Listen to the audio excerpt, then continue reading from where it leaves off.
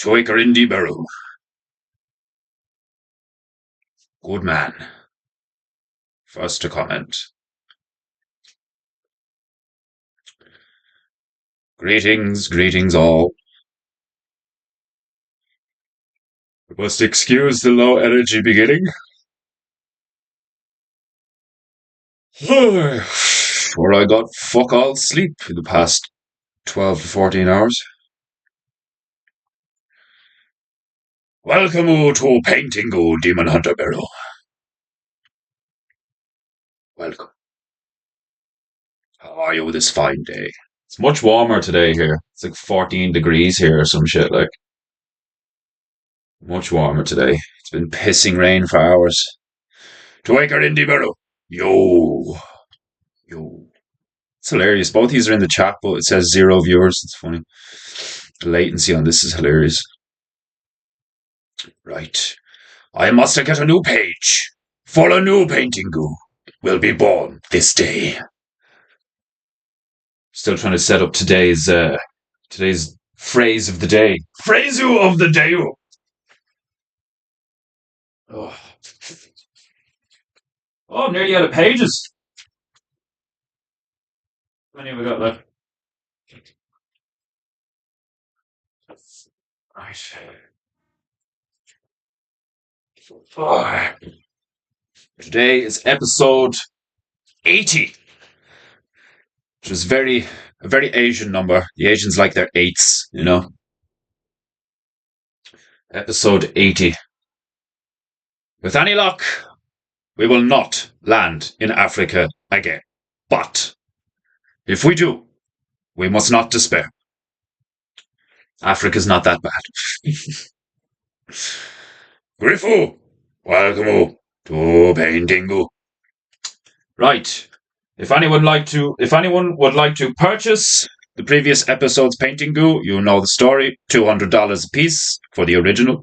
However, I have also been thinking of my idea that I had a long time ago of taking all the paper Peinteingus, because I used to do them on foam boards, but as you will no doubt know from me whipping out some of the older ones. My plan was to do the Book of Peinteingu and have various chapters or iterations over time. So, I believe the most efficient and, I suppose, practical way to do this is I am going to get all of these scanned like I did my recent pieces for the merchandise, and I'm going to make A4, maybe A3. These are A2, so I might make an A3 book of the scanned versions of not all the Peinteingus, but the Peinteingus for like the past year odd. What is this? Pajit 444 with the quintuplet of euros. Domo arigato for your patronage to Peinteingu. You have brought yourself much honor this day with your patronage. Pajit 444. Should have put another 4 in there, and you could have been like, 4 fours. Do you know what? After recently watching all the Harry Potters, I kind of want to go back and watch all the Pirates of the Caribbean again, because I didn't actually watch all of them. I watched the first 3. Isn't there like 6 of them or some shit? Like, but I fucking loved Bill. Was it Bill Nye? No. What was that? What was that chap's name? What's the guy that played Davy Jones? Bill Nye, is it? Because I know it's Bill Nye the Science Guy, and fuck that pedo-looking motherfucker. But like, isn't Bill Nye fucking? I could be getting his first name wrong. He was in Underworld as Victor, the head vampire. He's in loads of things. He was in Harry Potter. He was the leader of the Order of the Magistrate or the Magical Order or some shit. The Ministry for Magic. That's what he was. He was the leader for Ministry of Magic in like the last 2 movies or something. I fucking love Pirates movies. Yeah, like The Curse of the Black Pearl is still, like, in my opinion, the best one. Like, do you know what I mean? Like, I loved Davy Jones as a villain, and the actor was brilliant. Antonio, yo, welcome to Paintingu. Davy Jones was an excellent villain. One of, like, I just loved all of his dialogue. Like, do you know, like, there's so many lines of "What fortuitous circumstance be this?" You know, like, and I love, like I've been saying on the last couple of streams that the female and I have been watching this series on Netflix called Paul Dark. It's really good, and it's like for like like the age restriction on it is like 12s. There's no violence. There's no sex. Like there's the implication and the setup to sex. You know, they kiss, they move to the bed, fade to black. You know, there's violence, but it's like, you know, just people punching and stabbing each other, and the stabbing's not even, it's not detailed violence, like, you know, it's more like, it's kind of like theatrical in the sense, like, but there's no like special effects or anything. It's just people in fields with muskets and fucking flintlocks and shit. But it's just all about this guy who comes back from one of these, like, you know, British wars or some shit, and tries to rebuild his old father's mine, and like his first love is after marrying his cousin, so like he ends up marrying his maid, and like all this fucking shit. It's really fucking good. Me and the female are really into it. Like, and one of the characters died there in an episode. We're on the second season, and one of the characters died, and there's like this 5 minute long scene of like, is he gonna die? Are they gonna save him? Is he gonna die? And then like, what happens, and it's just like, oh my god, like, you know, and it's the two of us were just sitting there like, Jesus, this is really good. Like, it's just really good writing. Like, do you know what I mean? It's just really good writing where like stuff happens at the atypical, like archetypical time where it's like, of course, when this happens and this happens and this happens, this would happen. Do you know what I mean? Because like Murphy's law of, if it can go wrong, it will go wrong, and it will go wrong at the most inopportune moment. Like, you know, it's a brilliant show so far. Anyway, you know, first two seasons pretty good. Like, I don't really see how they could turn it to shit, but like, you know, there's been like, if Game of Thrones can be fucking that good, like in the beginning, and then that bad in the end, like anything is possible. Oh, hello, painting, painting. Oh, I'm still gathering my chi. Um, I already read that. I already read that one. Four fours. Four fours. Five fives. Call me a liar. Fucking like, I love it. Like today, that's what's it? William Bootstrap Bill. William's father, Bootstrap Bill. Five fives. Call me a liar. Like, you, sir, are a liar and a thief, and you will be flogged, and you will spend an eternity on this ship. I fucking love that shit. Like, you know, like that's what one of my favorite bits of dialogue is from the Curse of the Black Pearl, where Jack and Barbosa are fucking dueling at like they're having a fight in the cave. You know, there's a few fights going on in the cave around the treasure, but like the main fight is kind of like Jack and Barbosa in the background, off just the two of them, fucking like cutlasses out, sabers drawn, Mortal Kombat. And well, not more Immortal Kombat actually. He's like Jack gets the best of Barbosa and like has him at the point of the sword, and he's like he has the moonlight on him, so he's all bony, like, you know what I mean. He's just a skeleton. Like, I thought that was one of the coolest fucking things ever when I first seen it. When the moonlight hits them, they actually just become all of these undead skeleton things. So fucking cool. And that scene where they walk on the bed of the sea and shit, like, it's fucking savage, like, and the music and all, like. But anyway, that scene where they're fighting and Jack has him up against the rocks, and he's like, "Well, what now, Jack? Shall we be two immortals locked in an eternal struggle till judgment day and trumpets sound?" And Jack just goes, "Oh, you could surrender." You know, like, it's just the dialogue. That's another thing that is that era is great for that kind of content that I really appreciate and love, is sophisticated monologuing and dialogue between the hero and the villain. You know, well, la la la la la la la, well, la la la. You know, like it's just, I love that. It's like they're fighting with words at the same time as actually fighting. Like, do you know what I mean? Which almost takes a more civilized, uh, it takes a more civilized couple of men to engage in civilized combat.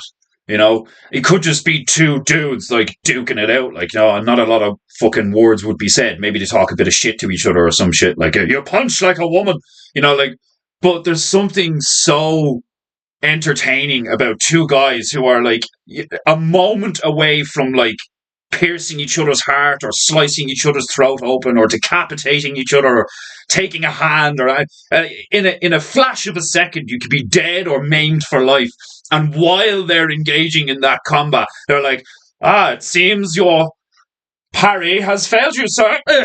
Like it's one of the reasons I love Gomez Adams from the Adams Family so much. He's like seriously one of the best characters in anything ever made. Like, it's so fucking funny when he finds out that the baby's hair has gone blonde and curly with blue eyes and all, and he like goes fucking mad. He's playing with his train sets in the basement, and he's just staring at the ceiling, being like, "Gods above, shall I be damned?" Like, it's fucking amazing. Like, there's not that you don't see that a lot these days. Like, do you know what I mean? I think that's why I'm enjoying Paul Dark so much at the moment, or one of the reasons why I'm enjoying it is because like I miss that.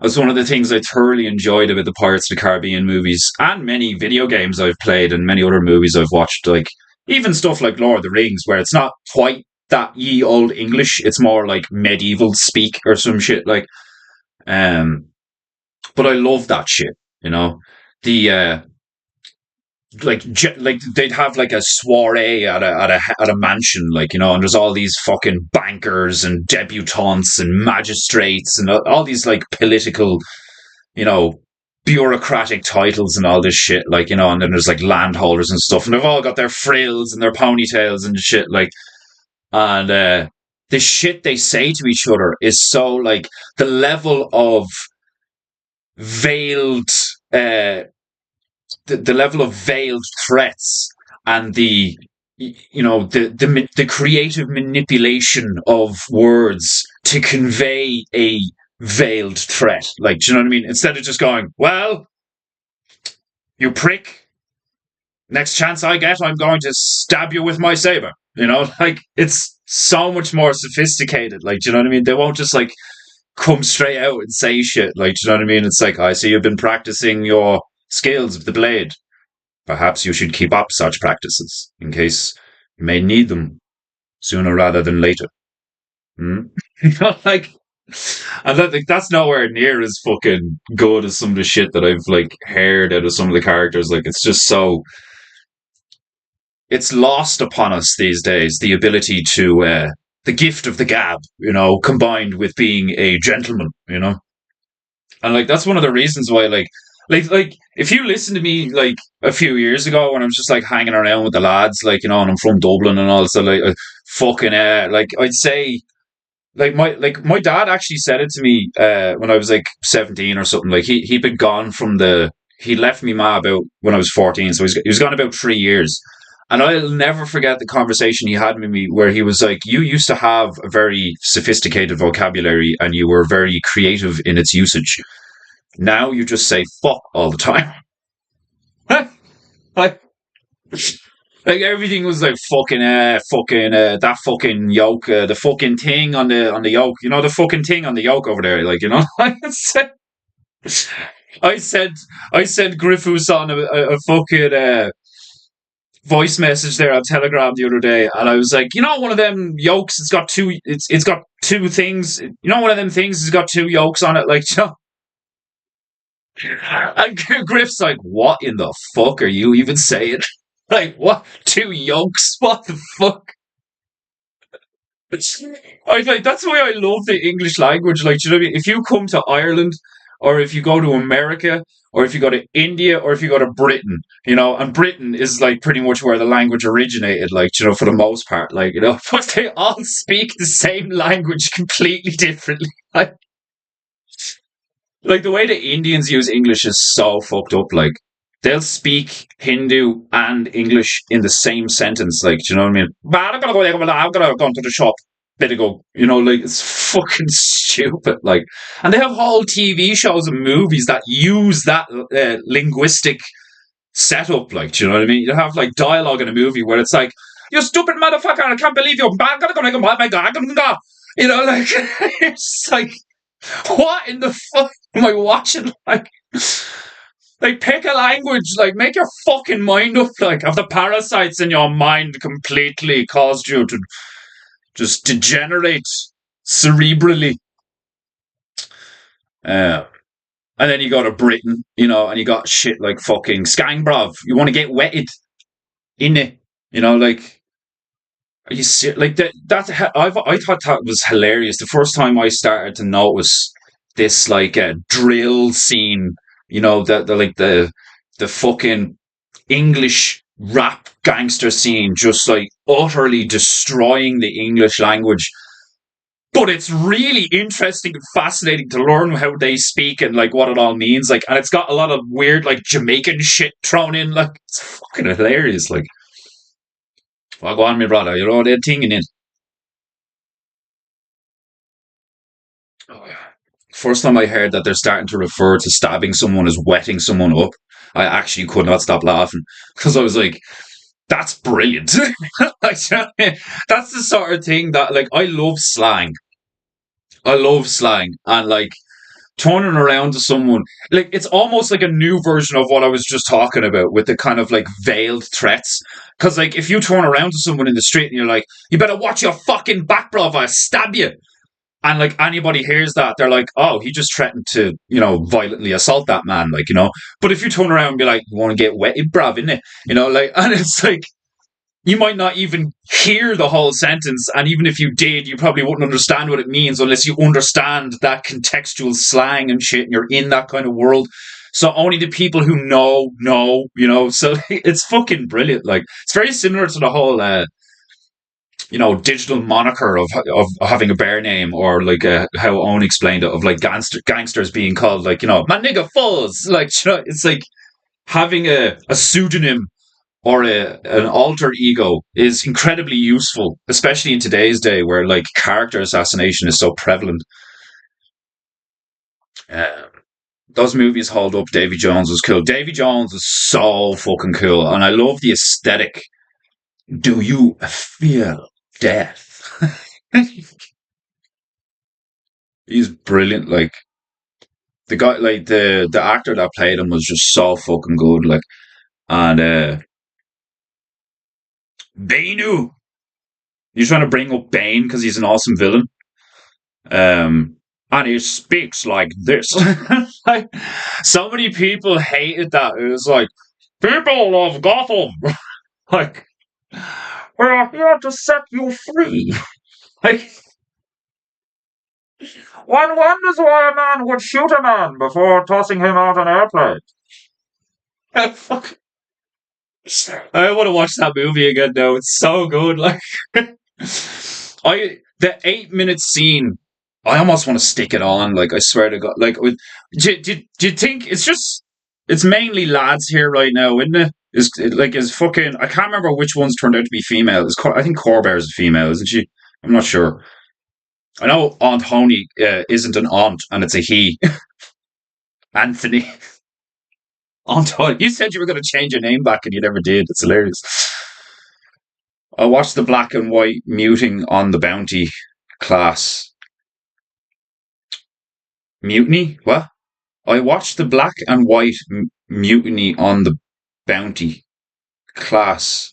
Is that a movie you're on about, or is that actually a reference to Pirates of the Caribbean? Because I'm not even sure what you're on about. I watched the black and white mutiny on the bounty class. lot of witty dialogue. Yeah, the witty dialogue is like one of my favorite things.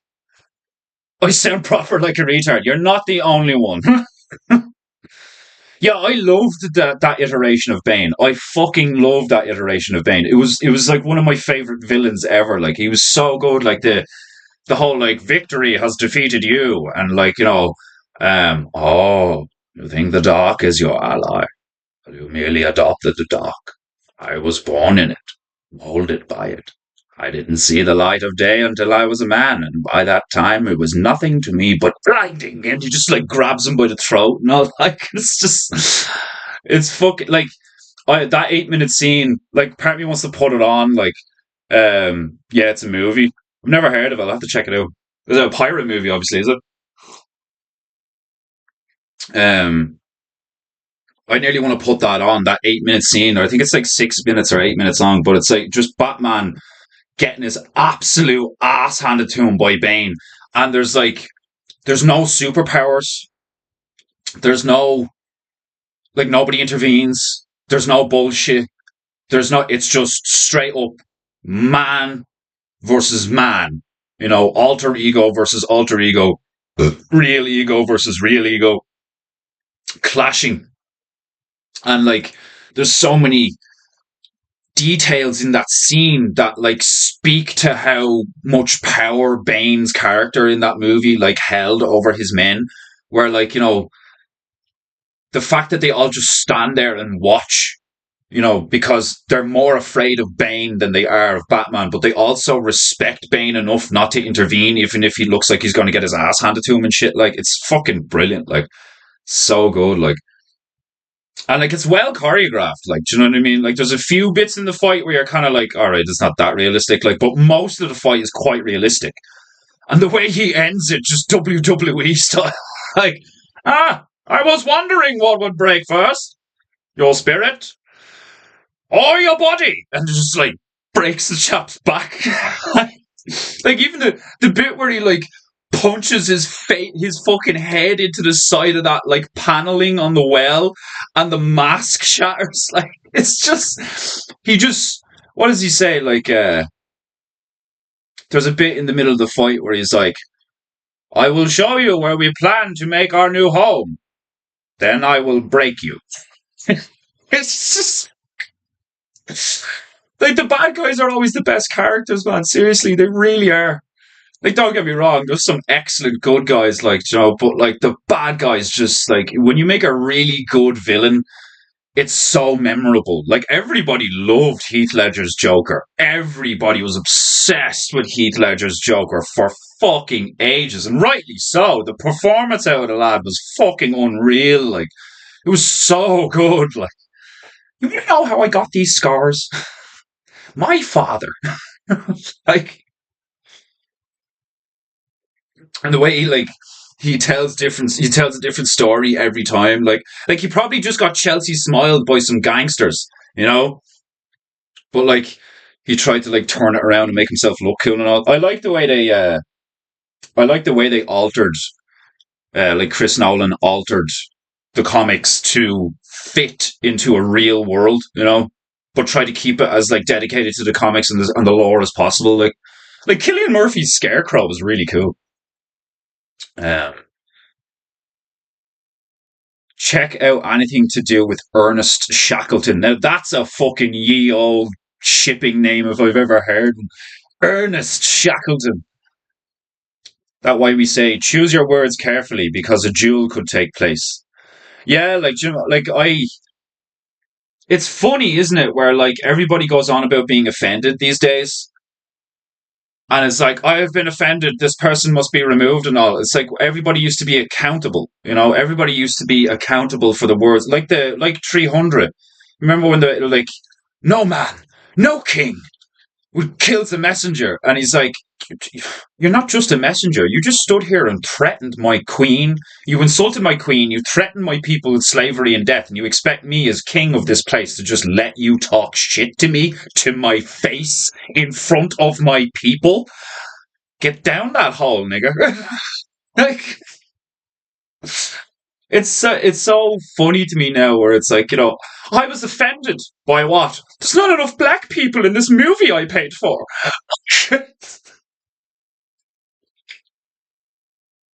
It's just so fucking stupid. Like back in the day, people used to like people used to threaten to take away your livelihood. People would blackmail you. People would try and like fuck your wife. Like people would try and like you know pay people to kill you in your sleep and all. Like do you know what I mean? And they'd like say shit like that to your face, but like in a way where like you know even if somebody was eavesdropping, you had this like plausible deniability of like, well, one could argue that I implied such things, but I did not directly say them. Like it's like really like throughout the whole Jew thing with Owen and all. Like I've really learned to appreciate the art of deception, even though I abhor deception. Like I detest liars, hypocrites, con men, and deception. I detest it. However, I have before on stream said that one of the things that I've always thought about, and like this leads back into the love and appreciation for Japanese culture and stuff like honor and all, is like honor is all well and good, but what happens when you face an enemy without honor? You know, well, living in truth and abiding by truth and being good and productive and true and beautiful is all good till you come across an opponent that has no honor, that hates good.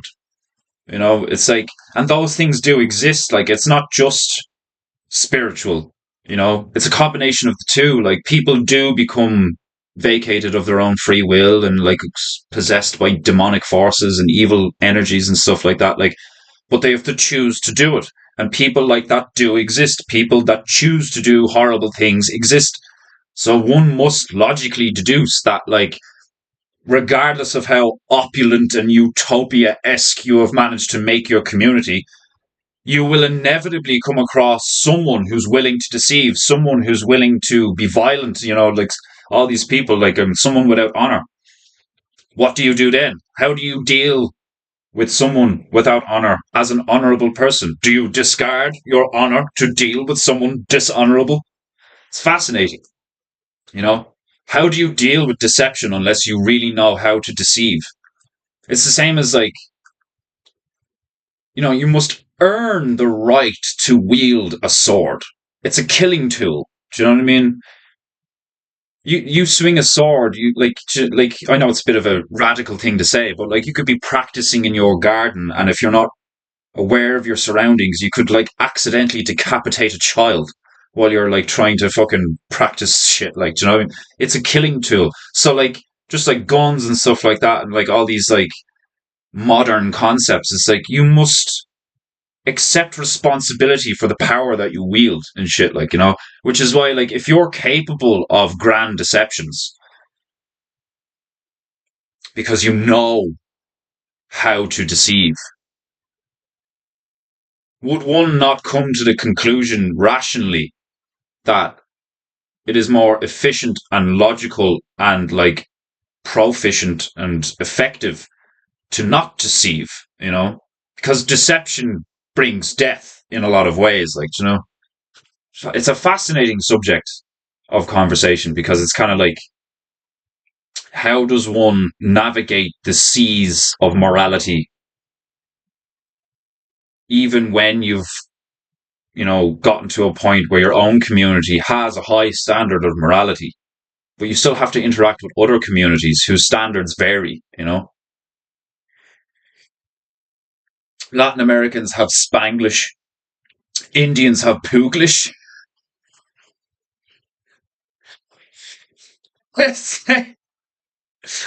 Oh fuck! The females learning how to speak Spanish.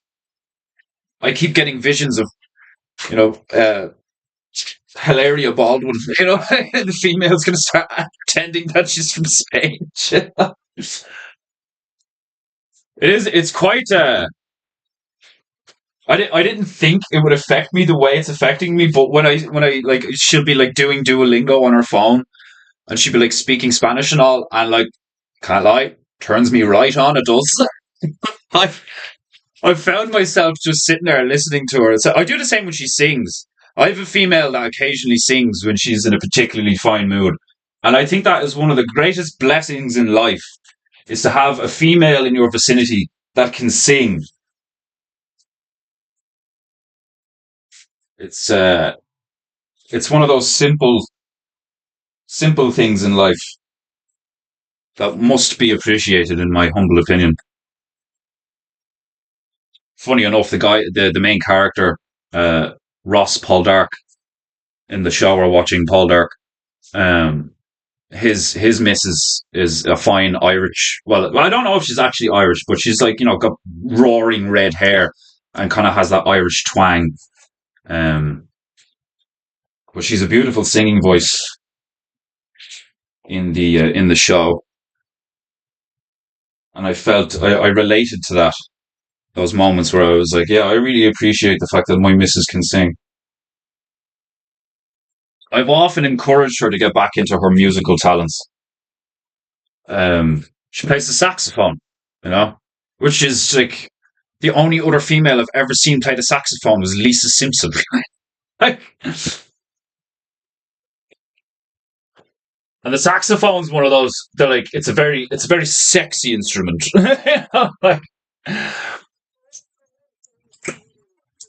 Like, like who doesn't love like 80s fucking saxophone solos and shit? Like if you've never listened to a band, I don't know if you'd really no, they are a band, yeah. The Midnight. You'll find them on YouTube. You'll find all their things on YouTube. They're quite good. They can sound a bit gay sometimes. Um, like they can be a little bit, a bit like a little bit feminine energy sometimes, but the music's fantastic. And the like I love that 80s, fucking it's it wouldn't be as kind of dark as the 80s playlists that I play on Paintingu. It's a bit more lo-fi. It's a bit more kind of like melancholy and like neon lights and rainy nights kind of thing. Like, but it's a vibe I thoroughly enjoy on occasion. Um, I was an adult student at Oxford. Ooh, you posh fuck! I've taken a break from studies, and my English and conversational English has dropped so much. It's one of those things that, like, I think that's one of the reasons why my spirit um longs for long form conversation because like I swear to God I actually do have very expensive taste and I have a hidden like gentleman, a nobleman within me. Like I would not be surprised if I had noble ancestry because I am the type to like I would sit beside a roaring fire in tweed and lace and fucking sip sherry and speak about the goings on in the country. Like, so have you heard the French? They've moved upon Napoleon again. Like it's just, I love that type of like the. It always reminds me of that scene in Star Wars where Obi-Wan Kenobi has to pick up the blaster to shoot General Grievous, and he just like looks at the thing like Grievous is all dead on the ground and all after getting shot in the heart, like, and Obi-Wan's just like walking over with the blaster. And he's like, so uncivilized. Just chucks it. Like that's what it is. It's like if you're gonna compete and you're gonna war and you're gonna like fight and argue and all this shit, like at least do it with a sense of civility and honor. Like, have uh standards, have moral standards, have a standard of rules of engagement and such. I think one of the sides is a bit this is a bit tilted, but do I care? I don't think I really do. You know, so it's even more tilted now. Or is it the easel that's tilted? It might be the easel that's tilted. But anyway, alas, the hat is over there, over yonder. I must fetch it. I will return momentarily. Defend our ass.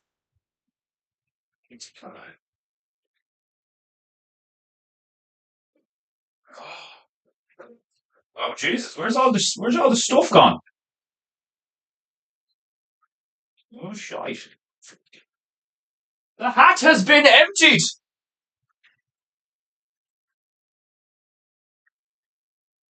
Okay.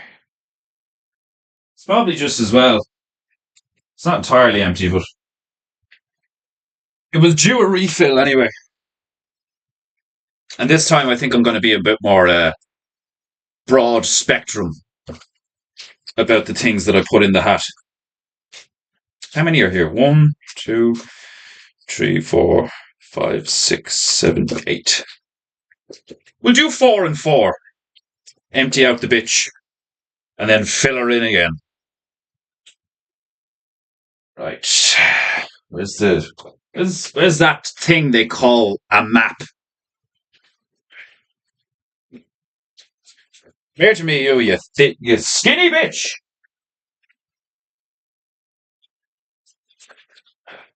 There we go. Right. Okie dokie. It's almost time to begin a new Peinteingu. Oh yeah. Ooh, that was a fine belch. Um, where'd that come from? I sound proper like a retard. I already read that one. I sound proper retarded sometimes too. Um, and dude in airplane sacrificing himself. Dude in airplane sacrifice. Oh yeah, the fact that like Bane's lads like kept their mouth shut and all like, but he didn't actually shoot him. He didn't shoot him or throw him out of the plane. He didn't actually sacrifice himself. He didn't have to. Your man just threatened to shoot him because he shot past his head out the door and then pretended to throw him out, but actually just threw him to the side. As far as I remember, I don't think they actually kill any of them. They like threatened to kill them and all, and that's one of the reasons why Bane is like they're taking the piss. Like they're just trying to scare us. Like my favorite scene from the airplane scene is when the airplane gets hoisted vertically and Bane drops through the plane, like down the aisle, and like catches himself on two fucking on either side of the aisle on the backs of the chairs. I remember seeing that. Like he drops about 6 to 10 feet and just goes boom and catches himself, just stops himself dead, and is just hanging there, like he's doing a dip, like, and I remember seeing that part in the cinema, like it's in the first like 5-10 minutes, and I was just like, oh my god, he's so strong. Like, it's like that's thousands of like that's so much impact force. Like, you know what I mean? Like, for those of you who don't know, like, if you've never done anything like intensely physical, like, if you weighed as much as Bane's character supposedly weighs, like, he weighs a couple of 100 pounds of muscle, you know, and he's like supposed to be in and around the same size as Batman and that. So he's like, in around 6 foot, 5'11", some shit like that. Like, I know the real Bane is supposed to be like 9 foot of like juiced up Titan muscle wrecking machine. Um, but the realism is what got me. Because I remember Christopher Nolan saying that he wanted Bane to look like a circus, like a circus strongman. Like he didn't want him to be ripped. He wanted him to just be huge, and like look very intimidating and all this shit, like, and that was one of the first displays of his strength that you see in the movie that I was just like, dear fucking God, that guy's got so much upper body power. To be able to weigh as much as he does, to fall about, like a fair distance and then like pick up momentum, but still be able to just lock his arms out and stop all of his weight, like dead. Like insane power. Like, do you know what I mean? Because you see the like the chairs like rattle when he hits them and all. Like it's fucking like I wouldn't be surprised if regulation standard airplane chairs wouldn't have been able to take that kind of impact, so they had to like brace the chairs with like extra bits of metal so that when they drop, because obviously they would have had uh Hardy on it. What's his fucking name? Tom Hardy. Obviously, they would have had him on like a wire or something, and they would have just dropped him a bit and like cut the scene so he doesn't actually have to impact that much. But like they would have had to make him impact a little, to make it look real, like And even then, you're talking like, I mean, like he got huge for that movie. Now, don't get me wrong, Tom Hardy's like a small nigga from what I've heard. He's like fucking 5'8" or some shit. Like he's a small lad. Like when you see him beside Jared Butler in Rock and Roll, like he's tiny, absolutely tiny. Like um, Ledger's Joker was 100% the best iteration. Yeah, I would agree with that statement. But before that, the best iteration was what's his face? Jack Nicholson. Like obviously the fucking Mark Hammond one. The like, do you guys know that like Luke Skywalker voices Batman and the Joker? Like for people who don't know that, when you realize that, it's like, hold on, what? It's like, yeah, like Luke Skywalker is Batman and the Joker in the cartoons. Like it's fucking awesome. I'd love to do voice acting. I'd love to put my voice to a character. It'd be so much fun. One of my childhood favorite movies is Mrs. Doubtfire. I probably wouldn't watch it now because of the whole cross-dressing thing. Just make me feel uncomfortable. Um, just like give me the ick. And but it was one of my favorite films. I've seen it so many times. I practically know the movie off by heart. Robin Williams was excellent in that movie, and the first 5 minutes where he's doing the voice acting for the bird in the cage and the cat, where he's like, Figaro, Figaro, la, Figaro, la. I go for Figaro, I go for Figaro, I go for Tuna, I go for Tuna, I just be my do san fortuna, do le chitala. It's just so good, like, and then he stops and like, he's screaming away, like, it's just so funny, like, it's really good, and like, you can see how into it he gets and all. Like that's I wanted to do that for years after seeing Mrs. Doubtfire. I was like, I want to do voices. Like that scene where he walks into the job center or some shit like that, like the welfare office, where he's after getting divorced from his missus and shit. Like, and your one's like, so what do you do? And he's like, I do voices. And she's like, what? And he's like, I do voices. And he just starts doing a load of bits. And one of them is like, I can do a great impression of a hot dog. Like, oh man, like this is so fucking good. Like there's not a lot of stuff these days that gets that reaction out of me. Like, do you know what I mean? It's just not as well written or like acted or put together. Like, all shit's really the best shit. Like, at least for the moment. I have a feeling with like the pendulum swinging and like groups like the Bears and stuff like that. I think the content that's going to be coming out or probably is on its way out now, because I'm already starting to see it in the gaming industry and stuff like that, where like stuff is shifting, you know, because like there's certain game developers that are like small enough that they still kind of have uh, ownership of their intellectual property and their ability to develop games.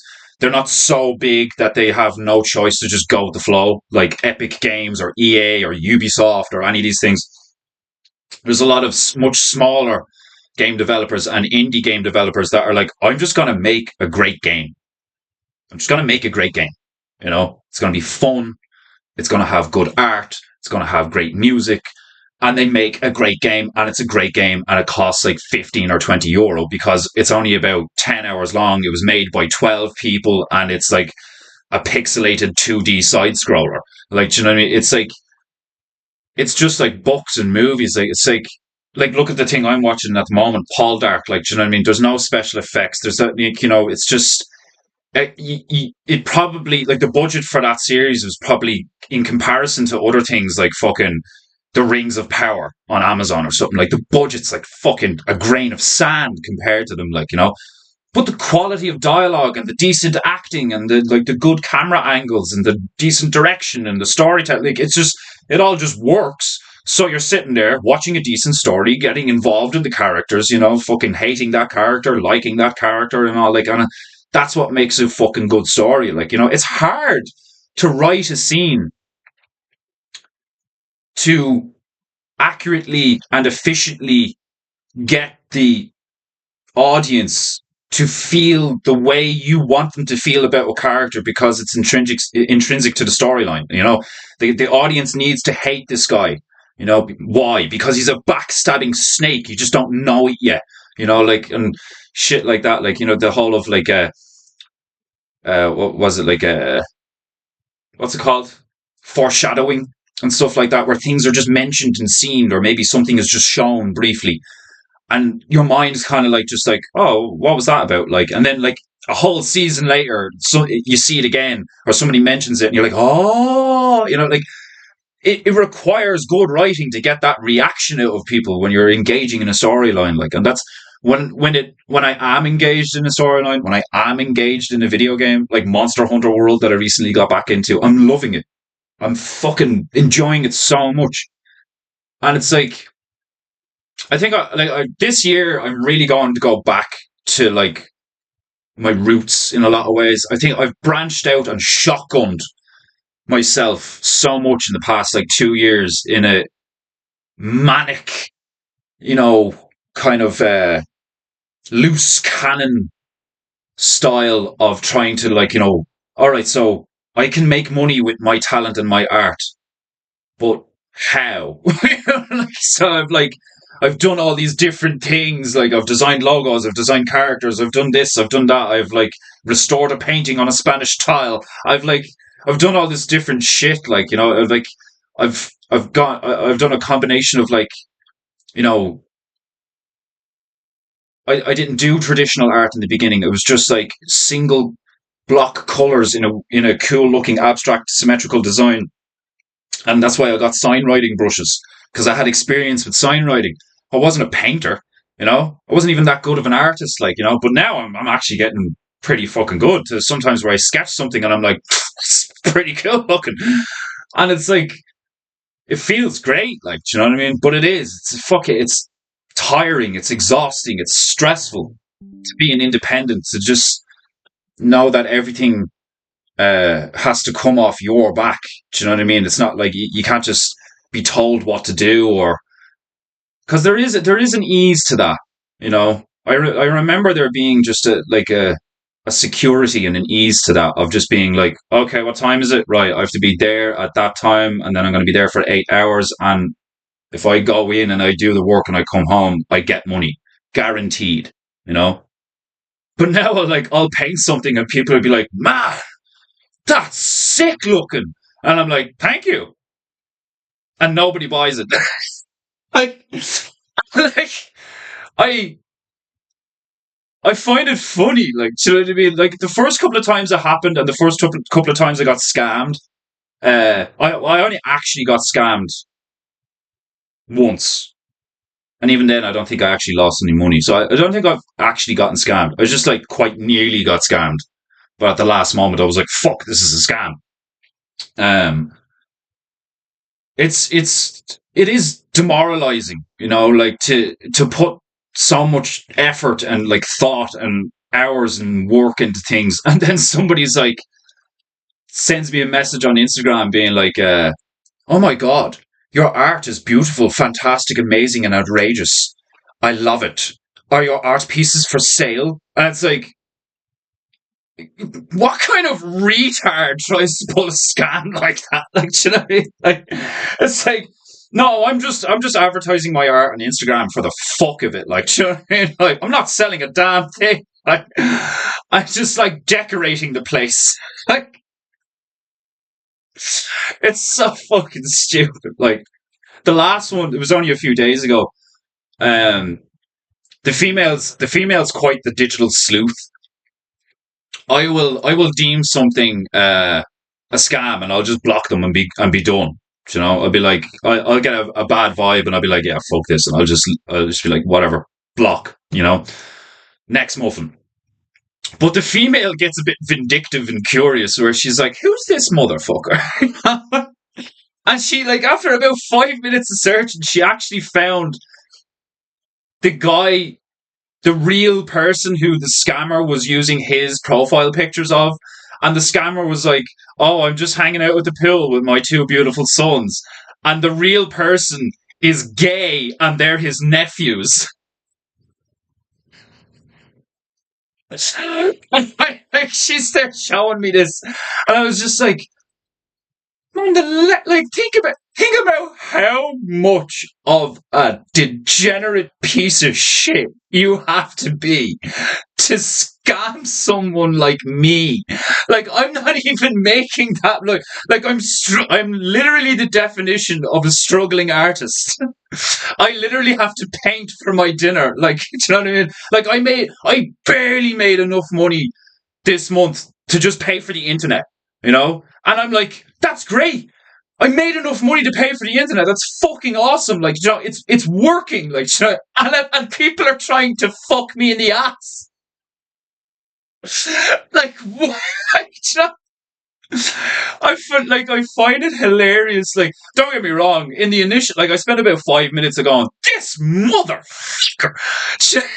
But like, I just think it through, and I'm like, how much of a scumbag do you have to be to spend your time? And don't get me wrong, I know these days there's all sorts of AI software and bots and shit that will like create you your very own scam profile that you can use to scam people with. I don't doubt that.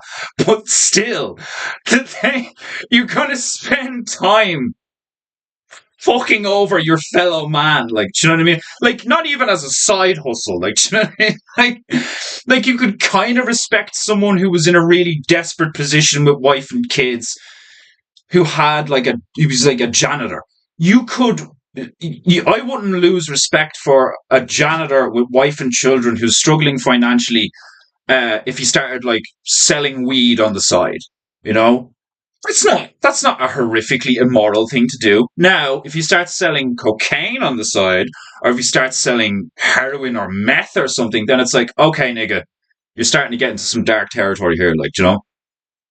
But like, you know what I'm talking about. There's a spectrum of morality where, like, given the circumstances and the intent involved of the individual in question, one tends to look at it and go like, sure, we've all been there. Like, you know what I mean? But like, then there's fuckers like that where it's like, I don't care.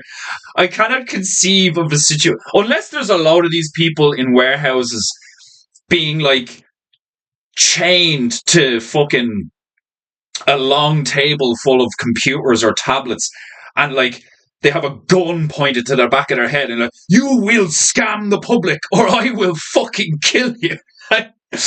Dude's just on his phone, like, please don't kill me. I have a wife and kids, and he's just like scamming the fuck out of people. Oh god, we live in such interesting times, like, you know what I mean? Where like the maddest shit, like this NFT bullshit, the last few years. I've been like, that's all I've received in terms of scams and shit. Like, it's this fucking like, oh, your art is so beautiful. I'd love to purchase some of your art as an NFT. And I'm like, so you don't want to purchase my art? You want to purchase a non-fungible token digital version of my art that you're seeking to sell for more profit. Like, you want my intellectual property and my designs for like fuck all money, like, do you know what I mean? And then you want it like, and like they'll say that they'll pay like, you know, I want to buy this one, like some black cunt some black bitch turned around to me and was like, I'm a digital trader and all, like, you know, and here's my portfolio, and you know, I'm quite successful and all this shit. This bitch started giving me lip when I said I wasn't interested in anything to do with NFTs and I consider it all to be a scam. And like, if you want to buy my art, just buy my art, like, you know. She got lippy with me. She was like she was like coming back at me with like, you know, well, no. You know, like, it's like the fucking neck of this bitch.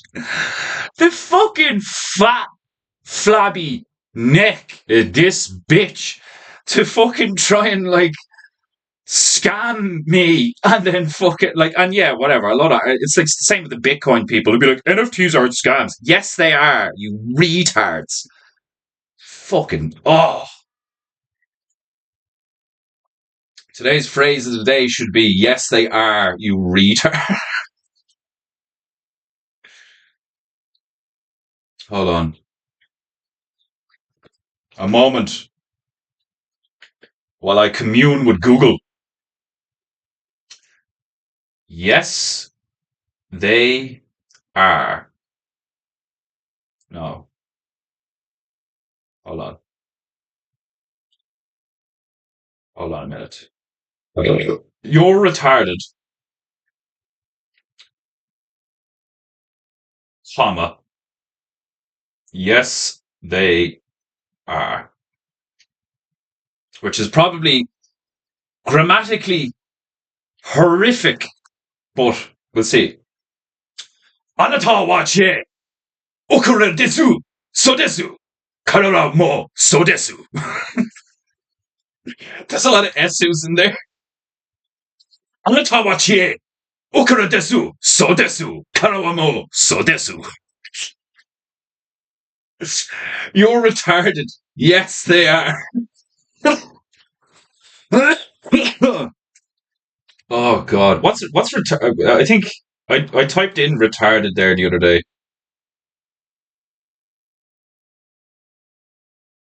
Here, ukure no. It's like, that kind of looks like this person knows nothing equals retarded. Chie ukure no.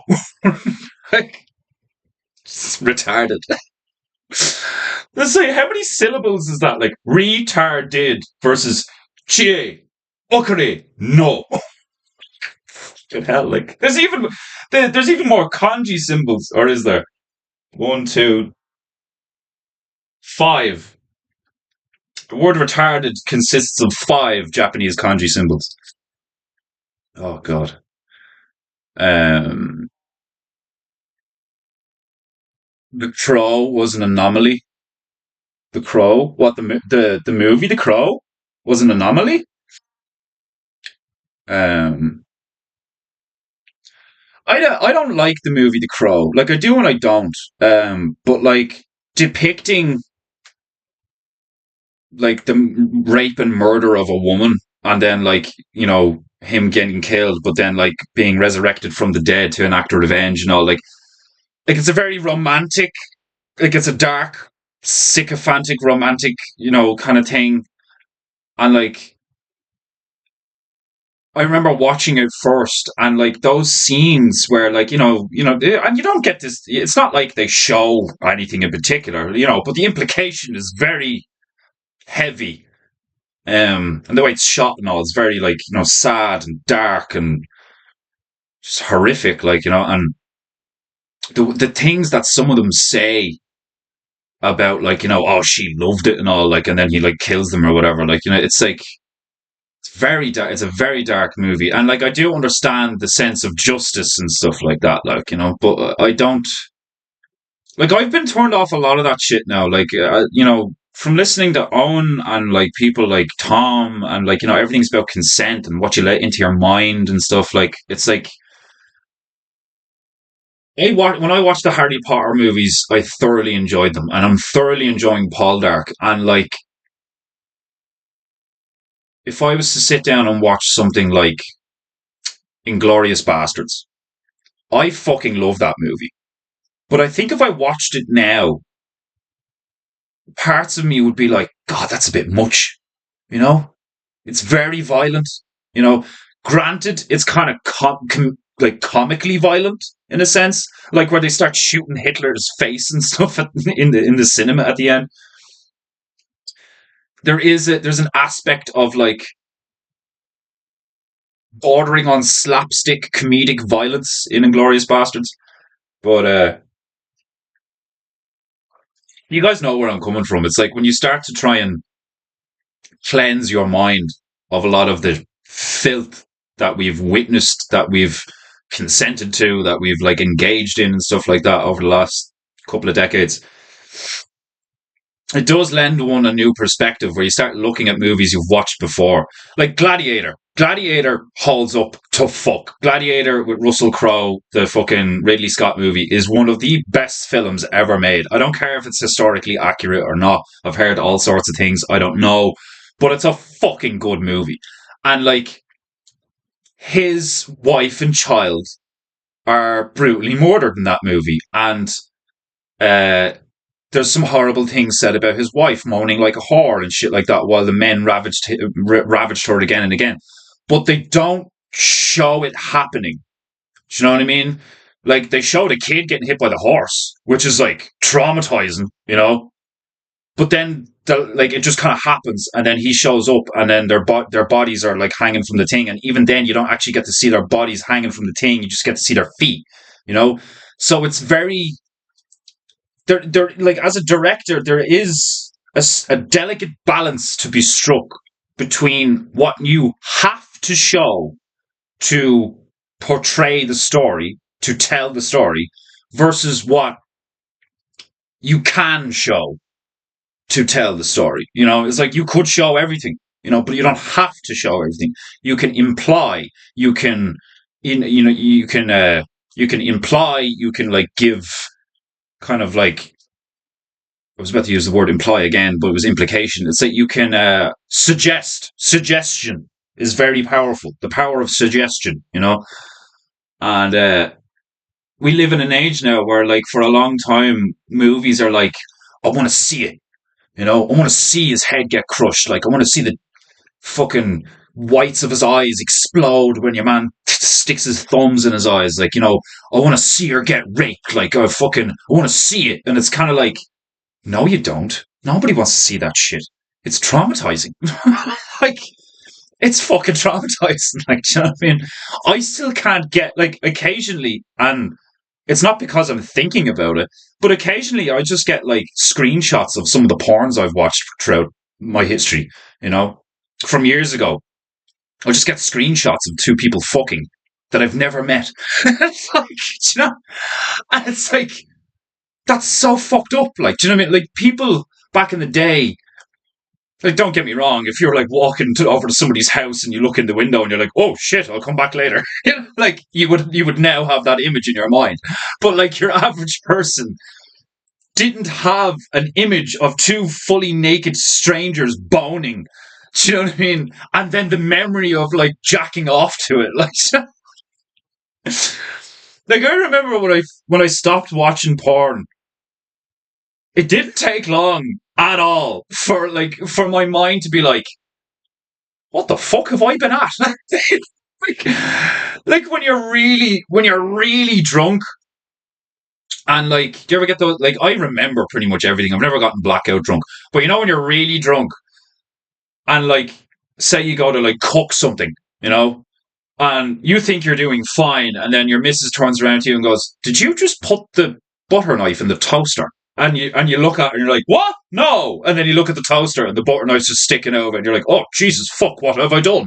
You know, like it's like that where it's like you're not all there in certain modes, like do you know what I mean? You're still there, but like you're in your own kind of like zone and shit, like, and then someone else is like, "You do realize you've fucked up," and it's like people don't know how to deal with shame and like being wrong and like embarrassed and all that shit. Like I am kind of like I've said this before on stream. I feel kind of blessed that like I got embarrassed, felt ashamed, and was like you know kind of an outcast socially in lots of ways. Like very early on, very young.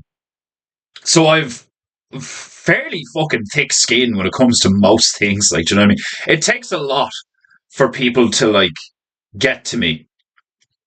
Um, doesn't take that much to piss me off, but like it takes a lot to actually genuinely get to me, like which is the polar opposite of like pretty much everyone in the fucking realm right now.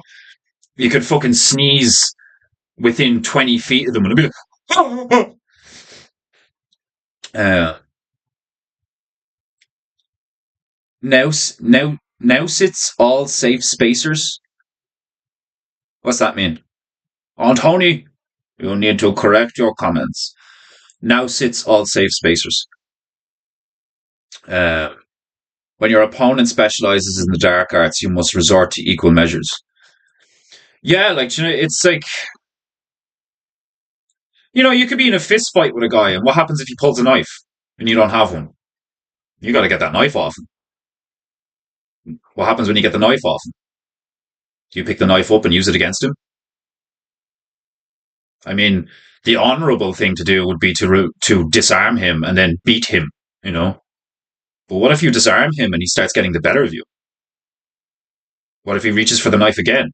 Like it's like truth is truth. I mean, you must consider the possibility that you will die at any given moment, especially in a situation like that. Like, so, like, what is the honourable thing to do? Like, on a macro sense, it's like is the honourable thing to do in that contextual situation in the moment to, you know, uh, fight him barehanded because you don't have a weapon. Damned, consequences be damned. But isn't consequences be damned dishonorable? You know, would the honorable thing to do not be to ensure that you return home healthy to your wife and child, if that is indeed the case? Uh,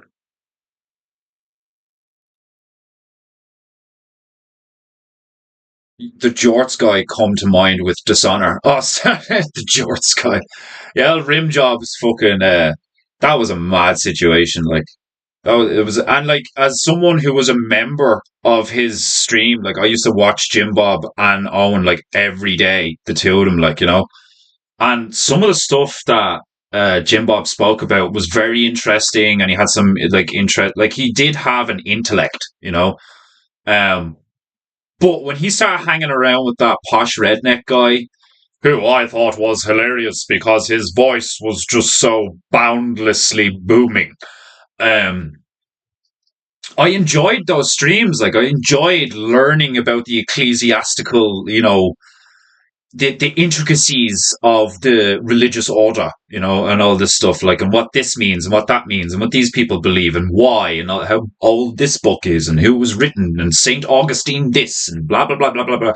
Found it fascinating, but you could quickly see that Jim Bob was starting to become this like, oh, I'm a holy man now, you know. And he even spoke about that. He was like, I'm kind of worried that if I become religious, I'm going to lose my edge, you know. And then he did. He became religious and lost his edge. Like, if anything, you could argue that he became religious and lost his sanity. Like, whatever sanity he had remaining, like, oh, I bid him well. You know what I mean? Like, I hope him and his fam are doing well. I'm sure they're fine. You know what I mean? But like, that was not a sound tactical move. Like, not at all. Like I remember when the fucking when they had the debate, and I was just like, oh my god, Jim Bob's spiraling like a motherfucker. Like, I don't think it was even during the debate. I think it was like after it, when shit started to kick off a bit, and then he put up that video of being like, "I'm banned from YouTube," and he just had his baby, and he's like, "I'm banned from YouTube," and he had the phone like this and all. Like, the second I saw that's where I was like, "Oh my god!" Like, I was like, "This is how he's gonna play this." Like, my baby, like really, nigga. Really, nigga? Like, that's how you're gonna play this? Like, oh my god. It was so bad. But it was hilarious. Yeah, I didn't like seeing Owen so upset, you know. I felt for him. I felt for him. Because I've been in situations like that. Do you know what I mean? Like, not obviously exactly like that, but I've been in similar situations, you know, emotionally charged, the sense of betrayal, the sense of like ickiness because like that person was in your house and close to your woman and stuff, like, you know what I mean? It's like it's very unsettling, and it's scary, and it can, in men who are real men, it does provoke that like murderous, fucking like you will get the fuck out of here, like, do you know what I mean? Get the there's the door, don't come back, like, do you know what I mean? But it was hilarious. I enjoyed it, like, do you know what I mean? I can't lie, like, do you know what I mean? Like, I do enjoy conflict, like, However, I enjoy good conflict. I enjoy, you know, honorable competition. That's what I really enjoy. It's one of the reasons I love video games so much, because like some of the rivalries throughout the years and some of the just amazing moments captured in gaming between people who like just are so good at a particular game that hundreds of people would sit there and watch two people go head to head on a screen. And the only thing that's actually happening is they're using their hands to manipulate buttons, and they're thinking in the moment. They're watching something play out, and it's like playing chess, but like on a grand scale with all these like extra bits and stuff, like, do you know what I mean? And it's like interactive in the moment on a higher frequency. And it's just fascinating and really satisfying to see engaging, honorable conflict. But then you see other forms of conflict that are unfair or unnecessary or dishonorable or like, even like malevolent, and you get into the range of like malevolent conflict where is it even conflict? Is it not just like wanton abuse and like conquering of other people's minds or their property or whatever? Like, do you know what I mean? It's like you're not really engaging in competition and conflict. What you're doing is you're just like sucker punching this shit out of people from behind, so that you can get ahead. Like, you're gonna like undercut people and fucking, make back alley dealings and all this stuff. You're gonna circumnavigate the conflict. That's what I can't stand. Like humans have a tendency to circumnavigate difficulty and conflict to such a degree that in the gaming world you have these guys called scripters, right? Who won't just cheat in the traditional sense of like, trying to exploit a certain mechanic in the game, or perhaps even like, having some sort of program run on their computer that like gives them infinite health or something, or like, or allows them to see things the other players can't see or some shit. Some of these lads actually have these things called scripts where it literally just plays the game for you. And these guys will stream. These guys will stream live them using a script to play the game for them, so they won't lose. They can't lose. It's impossible for them to lose because the computer's reaction time is infinitely greater than any of the humans they're playing with in the multiplayer verse. So like you take a game like For Honor, for example, where it's one-on-one combat, or like, you can have like 1-on-3, or like fucking was it 2-on-2, or one, it's like up to four people fighting at the same time or some shit, like. And it's directional based combat, so you can like aim up to overhead swing with your sword, or aim left or aim right, and that's how the game's played. Is like, the attack is coming from this direction, I must block. The attack is coming from this direction, I must block, and then I will counter attack on this direction. And then there's various moves and like, blocks and pushes and combos and stuff like that. It's a very entertaining game. And there's guys that go online and just go on their laptop and have a script system running in the background where it just plays itself. And like, the gaming industry has gone to the point where they have all of these things to stop this and stuff. And it's like, can you imagine being that much of a loser?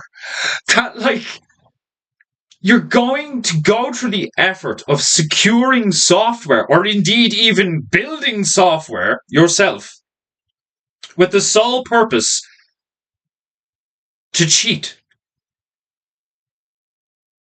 And not just cheat to such a degree that losing is almost impossible. Like, you're like pretty much guaranteed victory, and you're not even playing.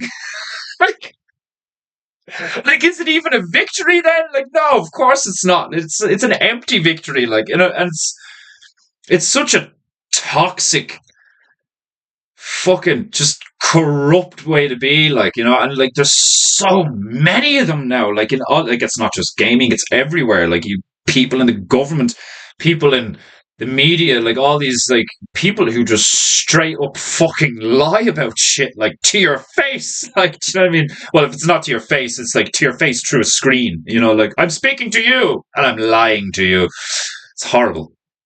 It's very, very bad. Um, One of them committed harakiri. Which one of what committed harakiri? I've always been curious and never bothered looking it up. What's the difference between harakiri and seppuku? I have no idea. Um, no, brother, they expect to find a body. Did you buy a Bane pillow? No, I did not. Have you thought of being a hitman by night and artist by day? Extra cash? Yes, many a time. Not like I'm not even playing. I've like I've often thought of like not in a few years, like I'd say about like 4 or 5 years, but like I used to have such disdain for my mother and the situation in the house and stuff like that I used to have fantasies about being able to deal with my anger in at least a profitable manner, and a somewhat honorable manner, because I've never been the type of person to take out my anger on others, um, you know, just unwarranted and shit. Like I'm actually really good at that, to the point where like the female thought it was weird sometimes how I could be off with her. Like we'd have an argument and then somebody else would come into the room and be like, "Oh, hey man, you all right?" Like my mood would change immediately, because I know that I'm angry at her. We have a conflict. I'm not angry at him. So like I don't bring that energy to him. Most people aren't like that. Most people would be in a bad mood, and like they'll be in a bad mood with everyone. And but I'm the total opposite. Like I can compartmentalize my suffering and be like, no, you are not to blame. So I'll give you the best of me. It's like, I think that ironically, and like a almost like a balancing psychological consequence of that is when I was like experiencing such like profound betrayal by my own mother, um and had no way of like seeking justice or vengeance or any of these things. And I'm a young, like, hot-tempered, red-headed male. Like, you know what I mean? Like, I saw there was years where I was like, okay, I can't kill her. I'll be arrested. But what if I kill her in such a grandiose fashion that I got sent to an insane asylum? That might work. Life in prison? Not exactly ideal. Couple of years in a cook, drugged out of my mind, ability to recover within 3 or 4. Yeah, I'd take that deal. I used to like rationalize it in my head, be like, if they come to the house and she's just dead, then I'll just be arrested. But if they come to the house and I'm wearing her head and the place is covered in blood and entrails, I think I'll get away with it. And that's not me. That's all these shows I've watched of people like taking the insanity plea after they butcher their wife. Like, do you know what I mean? Like, I had been trained by the television to like see the possibilities of options. It's like, okay, well, so like the government lies, and like people lie to the government, and the government lies to the people, and it's like this like weird dance of like morality and shit like that. Like, so it's like, so people kill each other all the time and then try and justify it. Like, and I'm sitting there going, well, if I explained my situation to people, I can imagine there would be a lot of people that would fucking agree with me. And a lot of people did. Like, the amount of people that I turned around to was like, yeah, like, she did this and that's why I feel so horrible and all. And they're like, she did what? I would hang her. Like, obviously they're not being serious, like, but you would get that emotional reaction, like. And it did. It took me years to get over that. It took me years to like actually forgive her. And it was almost prophetic in a sense, because it was like the day that I sold my first painting for €50 was the day that I went downstairs to, I was still living at home, so I was up in my room painting, and someone told me that they take he wanted an album cover or a bit of art with it, like a demon and a fucking guy praying or some shit, like uh to be like the demons within your mind kind of thing. And I did it for him in a night, and he was very happy with it. And he was like, "Yeah, I'll take it for like 50 quid or whatever." And I was like, "Yeah, sound like." And I gave it him for 50 quid. But when he told me that he'd take it the night before, I welled up with tears, and I was just like, "Oh my god, I sold a painting! I sold my first painting! Holy fuck!" Like I didn't care if it was only 50 euro. I was like, I sold something. I made something with my hands, and it made me money.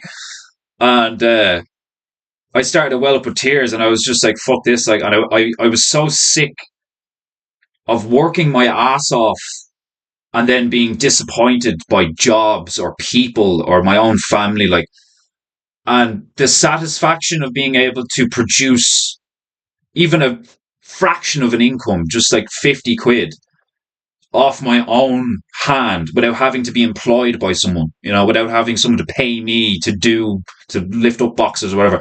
I painted something and I made money off of it. And I rushed downstairs, and with fucking tears in my eyes, like my mother was just sitting on the sofa like she usually was. And I was like, I sold a painting. I've sold a painting for 50 quid. And she was like, "Oh, that's great." And I was just like, I don't want to do this anymore. I don't want to fight anymore, you know? And like that, like I'm getting upset thinking about it now. But that's what changed me, was forgiving my mother, you know? Your man Jesse Lee Pearson is so right about that shit. You gotta forgive them, you know? Cause like I forgave myself for a lot of things. And I should have. I had the wisdom to forgive myself, because I was like, it's like, fuck, of course I'm angry. Of course I'm angry. Of course I'm upset. All these fucking people around me are so weak and have no honor. And they're my own family, you know? But it was destroying me. It was it was slowly eating away at my soul, because I was like just full of anger, you know? And selling a painting gave me the gave me enough joy to be able to turn around to my mother and be like, I don't care what you did. You know, fuck it, I don't care what you did. I'm over it. I don't want to feel like this anymore. I don't want to hold on to it. Like Owen's been talking about in the last couple of days, like, it's so true. When you hold on to pain, of course it's just pain. You're just holding on to pain. You're supposed to suffer, but then you're supposed to recover. You're supposed to rest. You're supposed to heal. If you just hold on to your pain, it will kill you slowly, painfully, in an ugly fashion. And it nearly did me. It nearly killed me. I was thinking about suicide. I bought a rope, you know. I bought a big, like, orange thick nylon, like a good rope, you know. Like I don't do shit in half measures. Like, you know what I mean? I was like, here's a hilarious story, dark but hilarious. So years previous, my friends and I were just hanging around at the local shop as teenagers, but nothing better to do, tend to do. And this huge Polish lad just strolls over out of nowhere with a bit of twine bet to his neck, like it was uh, depressing upon his neck. It was bound so tightly, and there was a bit like hanging off here. And he had like I think it was a pretty much empty bottle of like Polish vodka in his hand. And this guy just strolled up out of nowhere, and he just started talking to us. And I was like, holy shit, this guy just tried to kill himself. Like, I immediately like copped what was going on. Like, like it's fairly fucking evident he's got a bit of twine around his neck. But like, we're all like, what, fucking 14, 15 at the time or some shit, like. And I was like, oh my god, this guy's after trying to hang himself, like. And now he's just like, obviously failed. in his attempt to hang himself. And he's just like wandering around, delirious, drunk, and God knows what else is going on in his mind because he just failed to kill himself. Like, so he's just walking up to randomers being like, help me. But he was having problems breathing because he'd gotten it really tight, right? But it was only like a shoelace or something. It wasn't like, this guy was huge. He was like fucking easily 6'4", easily 200 pounds, you know?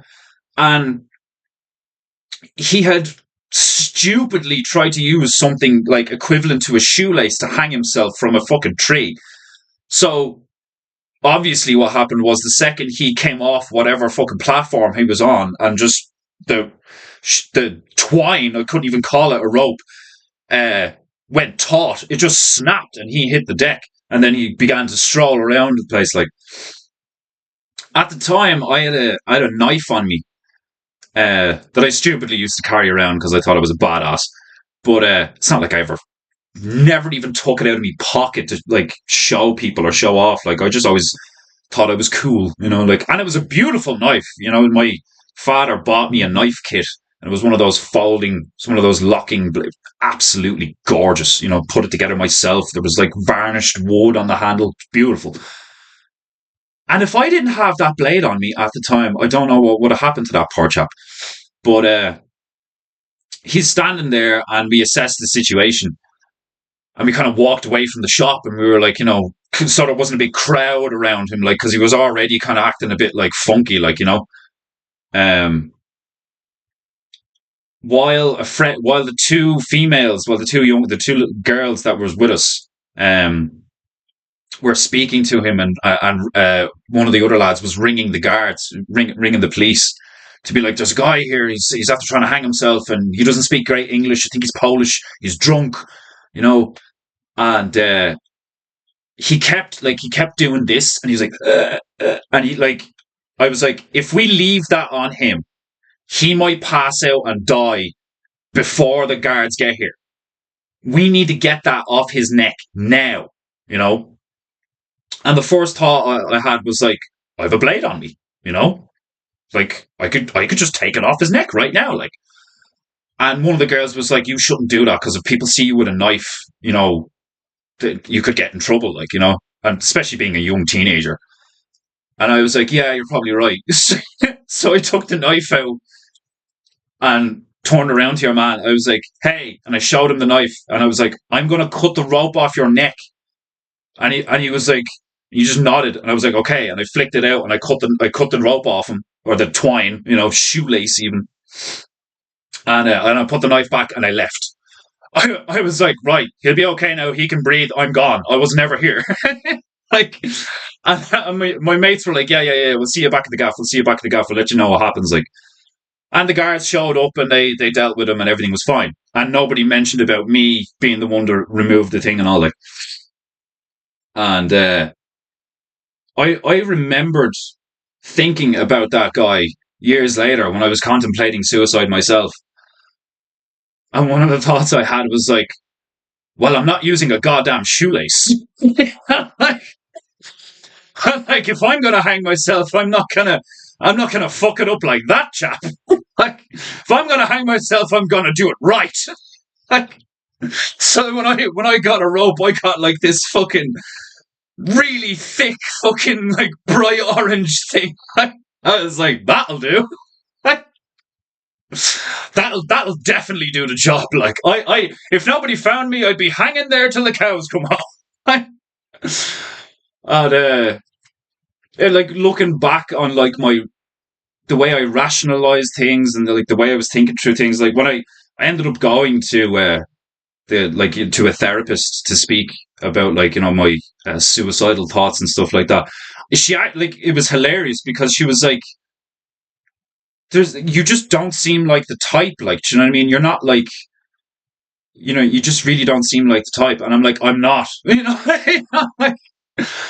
And I told her about like how much self-harm I used to do and stuff like that. Like if you like, it's not the sort of thing I would show live on the internet, but like, I have probably some of the most intense scars you'd ever see from a self-harm person. Like, do you know what I mean? I've said this before, I think, on a few streams, where like, you had a lot of these emo kids who were like, oh, I cut myself, and like it got big. It got like a lot of women, a lot of young females were cutting themselves and stuff like that, and it was like attention seeking and all this shit.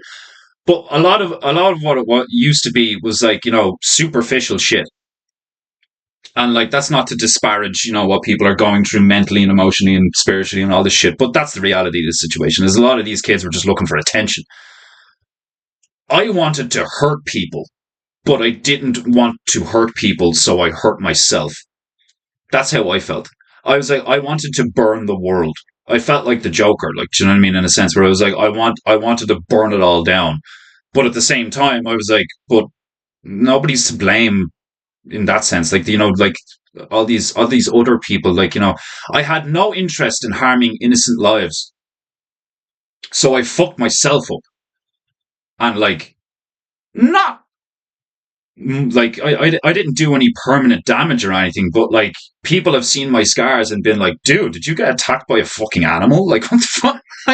Like they're scars. Like, you know what I mean? They're not these like, little white bumps that go over your flesh and people are like, like, oh, what happened? Like, oh, he's the self harm. It's like people see my shit and they're like, dude, what the fuck? Like, and like it was intense when I did it. Like, people showed up in the next couple of days after I did it and would see my shoulder and my chest and stuff and were like, oh my God. Like I carved myself up like a Christmas ham. I did um, but it's like, again, to circle back, to the stuff we were talking about at the beginning of the stream. It's like, how do you know what despair is if you've never experienced despair? How do you know what, like, if you don't know what the bottom of the barrel feels like, then you don't know what the bottom of the barrel feels like. And I've been there, you know? I've been in the pit. Maybe that's why I like Bane so much. I've been in the pit and crawled out of it. I wouldn't describe myself as someone who, worked up my, like, I didn't do a Batman of like, I'm going to do a lot of push-ups and then I'm going to epically get out of this pit. I crawled out, half dead. like, like Batman came out and was like, right, I'm off to deal out justice now, and like, and left the pit. I left the pit, was like, like barely alive, demoralized, broken. Like, but I quickly found myself, and it was the painting that did it. I was like, if you've ever seen that documentary of Jim Carrey, where like he went through that period of time where he started painting a lot. One of the things he said really resonated with me. Um, Somebody asked him, like, what was going through your mind, like, why painting? What did you like? What brought you to painting and all, like? And he was like, I needed color. I needed color in my life. And that really hit me hard when I heard him say that. I was like, fuck, that's exactly how I felt. I needed vibrance. I needed an end to the grey, washed out, just godless fucking wilderness. This vacant wilderness that we built for each other. Just endless blocks and like just grey buildings and square glass windows and just the same shit over and over and over again. And everybody hates their job and everybody hates this. And, the government sucks and the country sucks and the buses suck, the trains suck, the movies suck. It got to the point where it was like, okay, so everything's shit. Well, what do we do about it? Oh, we do something about it. Are you mad? Then we wouldn't be able to complain about how shit everything is. And by God, our best and favourite thing to do as Irish people is to complain about how shit everything is. I couldn't do it anymore. I couldn't just sit around and complain about how shit everything was anymore. I had to actually fucking do something. And bringing a bit of colour into my environment and making things look cool and beautiful. That's what I needed. Almost the exact same thing that Jim Carrey needed in his life at that time. Like I needed that. My soul was starving for things to just like, be to just emerge. These characters and these fucking abstract forms and symmetrical images and stuff is just like I want to make stuff. You know, I'd spent so much time slowly destroying my soul and shit that like I finally got to a point where like I needed to create instead of destroy. So that is what I do. So that is what we will do for the remaining 25 minutes of Peinteingu after my long randu. We shall create. Sripi Hausu, Dick Fordu, welcome to Peinteingu. I think all of that stemmed from the question, did I ever think about being a hitman by night? That's hilarious. Um, paint. I will. I will now. A moment. Any moment now. Captain Kirk cheated. Yeah, it's like fucking he reprogrammed the training simulator, so it was a winnable scenario because he didn't like the idea of presenting you with a scenario that you couldn't win. He thought it was pointless. It was like, what's like if it's an impossible scenario, it's an impossible scenario. So like, that's ridiculous. Like he kind of had a point, but yeah, he did cheat. He was also a womanizing, philandering, like, you know, it's like Captain Kirk's not the type of like guy you look at as a role model. Like, Captain Kirk is like what I would describe as your atypical alpha male, like in a position like that. Like, he's just going and like everything else happens in his wake, you know. That's how you get a bad guy like Khan Minion Singh or whatever his fucking name is, like, who hates Kirk to that degree because he's like arrogant and ignorant and like from Khan's perspective he's like less than, and like of course he has to cheat and be conniving and manipulative and stuff like that like a woman because he doesn't possess the power to compete with perfection. That's Khan's perspective on the whole thing. Like uh, that's like trans in sport. It's so funny, isn't it? Like that whole fucking like, hi, my name's Hannah and I'm here to do the deadlifts. It's like, all right, Hannah. Jesus. Uh, high bridge, 1/8 inch steel cable, 40 inches long, two loops. Jesus, can't yeah, like Griff style. You ain't gonna hang yourself. Don't fuck around. Like there's something like profoundly hilarious about that. Like, do you know what I mean? It's like, well, if you're gonna kill yourself, at least do it properly. Like, the last thing you want to be is one of those guys who tried to kill himself and failed. Like, because you get people like that. You get people like that who are like, oh, I have nothing to live for. I'm just going to end my life. And then they try to end their life and they fuck up. And it's like, God damn, I'm such a fucking loser. I can't even successfully kill myself. Oh, fuck. Like, there's a character like that in Paul Dark.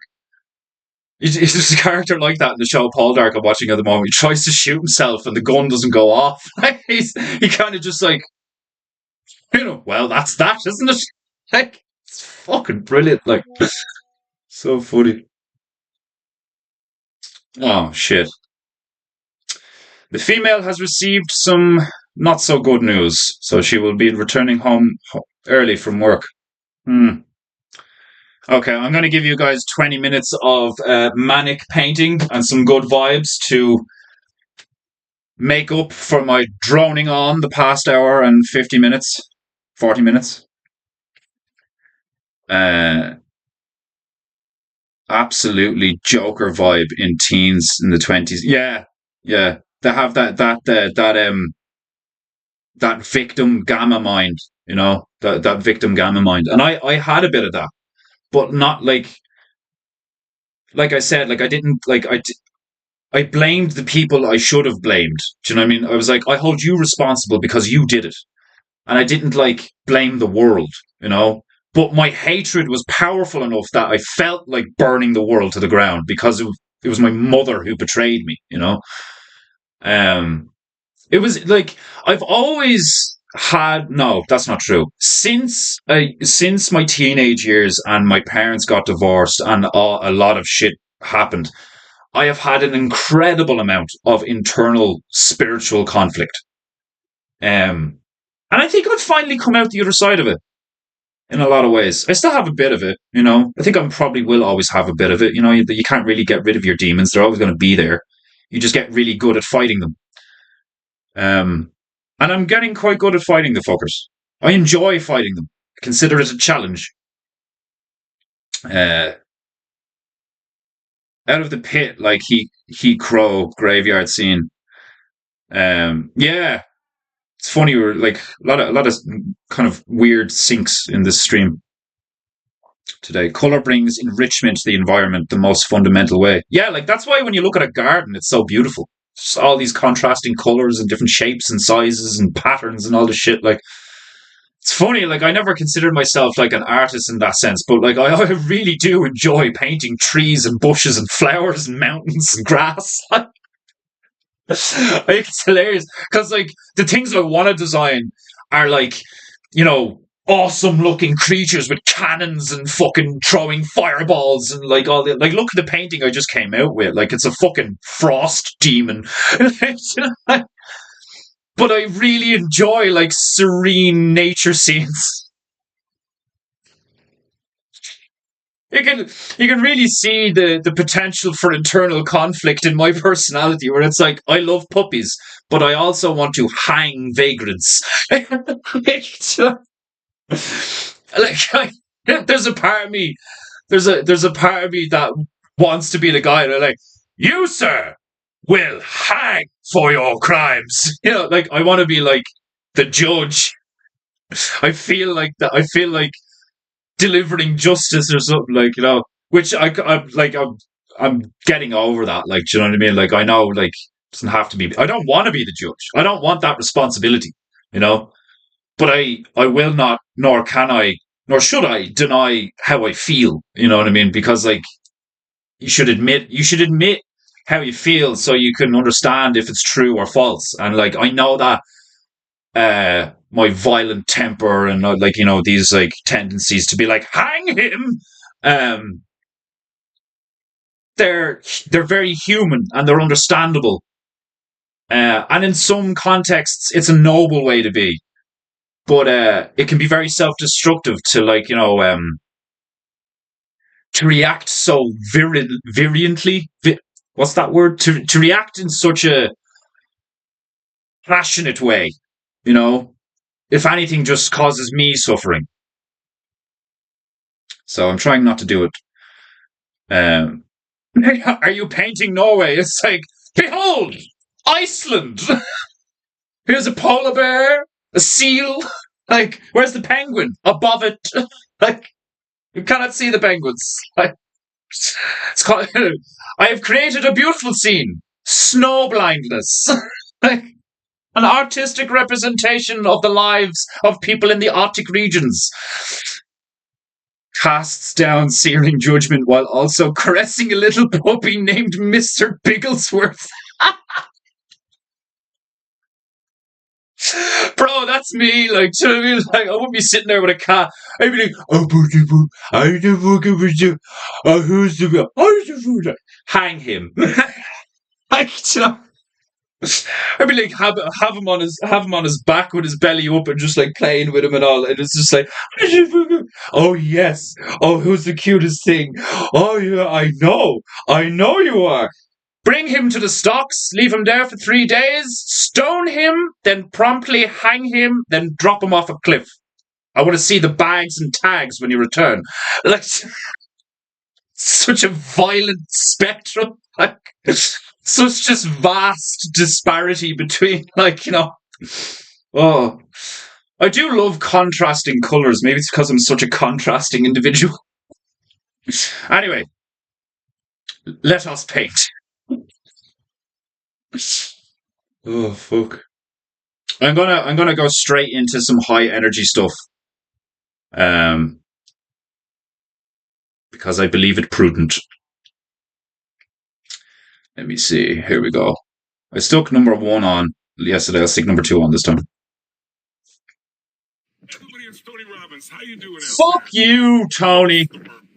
Fuck you. And your clearly fake smile. Right.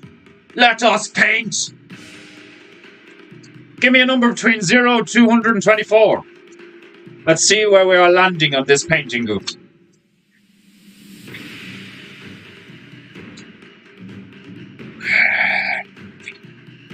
There's 4 of you in the chat at least. Give me a number, you lazy bastards.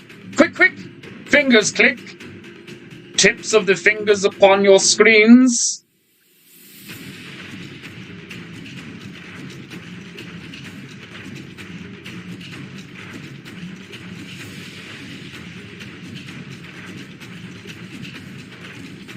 Your people are very slow. It's almost like you don't want me to paint you.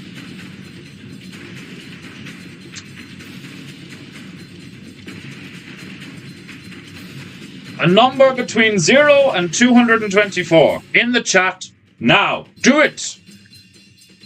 Or I shall leave you paintingless.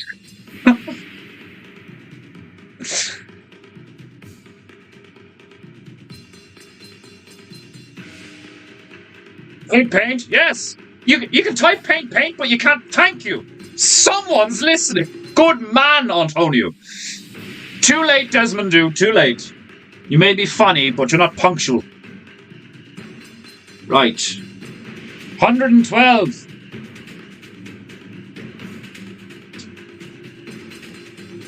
It's 112 is where we were. 112 is Libya. Oh my god. Dude, we're going... Y'all know we're going to end up in Africa again. Like, you know that's what's going to happen. We're going to fucking end up in Africa again.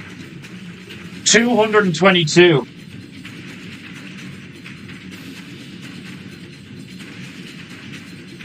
Yemen. We've already been to Yemen. 138. Come on. Dick Ford with the save. Come on. 138. Oh! Oh, this is probably in fucking Africa. I hate you, Dick Ford. Nauru. 138, Nauru. That sounds like it's in fucking Africa, man. 138.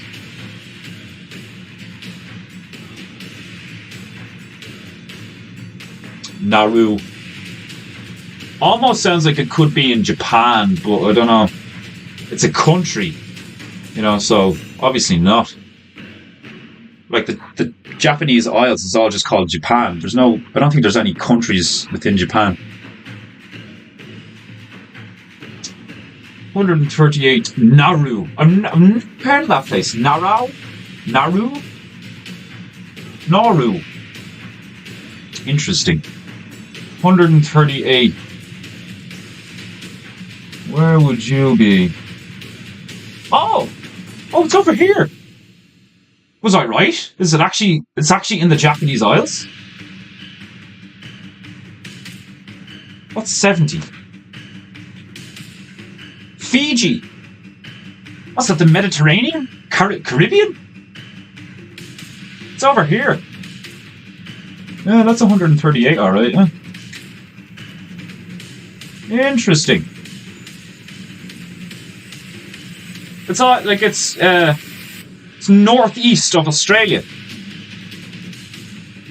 Like this is Japan here, isn't it? Like Russia, China. Is Japan not here? So it's a few miles. Well, it's probably more than a few miles, but The place we're going to is north of Fiji. Interesting. Yeah, what the fuck is Nauru? Yeah, like I've never heard of that.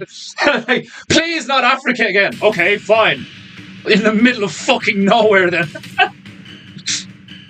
Right, well, what do they... Apparently they speak Nauruan in Nauru. Okay, where is it? What do they say in Nauru?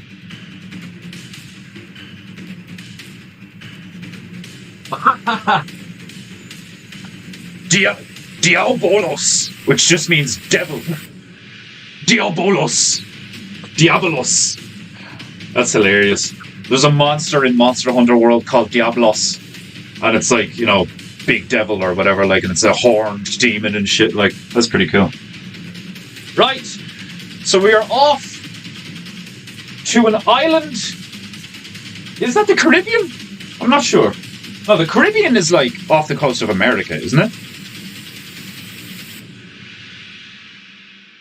Like, that's how bad my geography is. What are those islands called? Like, where, like, what's the... Is it a Fijian island, I wonder?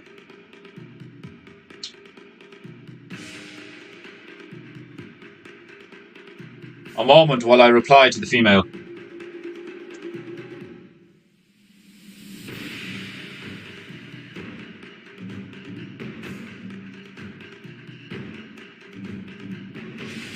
Oh god.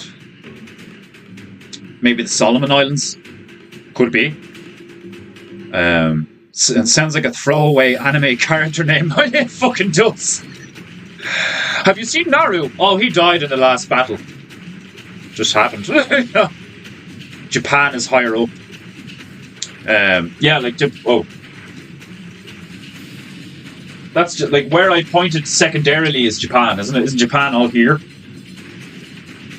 So we're going here. Fiji's down here, so we're going north of Fiji.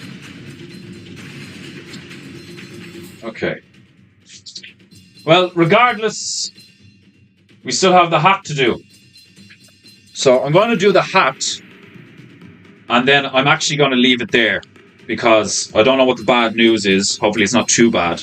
But I have a female to check up on and console, and she's on the way home.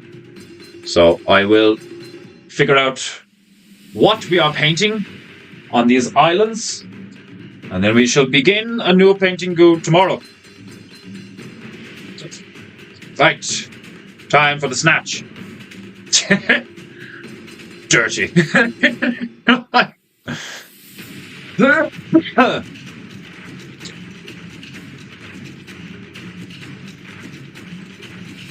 Okay. Gathering chi. There's only a few of them, so I'm going to have to place them in the middle. In the middle!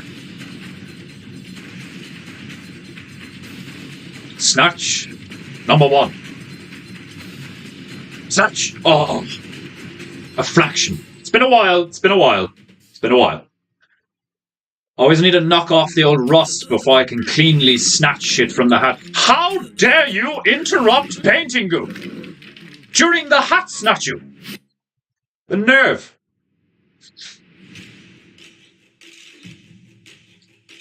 I really like this one. This is the one where I was like, paint.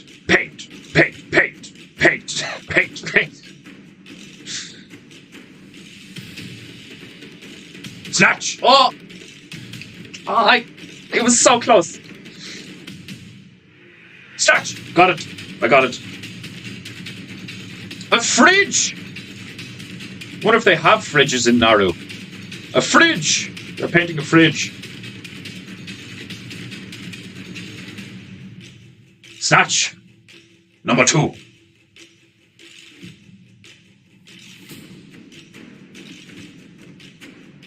Snatch! Oh, I got a 2 for there. You okay? It's not that bad news, is it? Or... Oh. Oh. Yeah. Alright, well, I was going to wrap up in a minute anyway, you know, so... Yeah, I know, but because you're bummed out, I was like, I want to be with you. not just like LARPing on the internet and like, despite whether or not I make money. The female is upset. The job has done something unruly.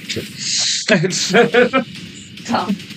It's not major, but it's just annoying. And the second thing is a boat. So we have a fridge and a boat. We're finally not back in Africa. We have travelled to the island of Nauru, north of Fiji, and I have a fridge to paint and a boat. I don't mind. Like, paint both without pulling out with both. Yeah, true. Yeah.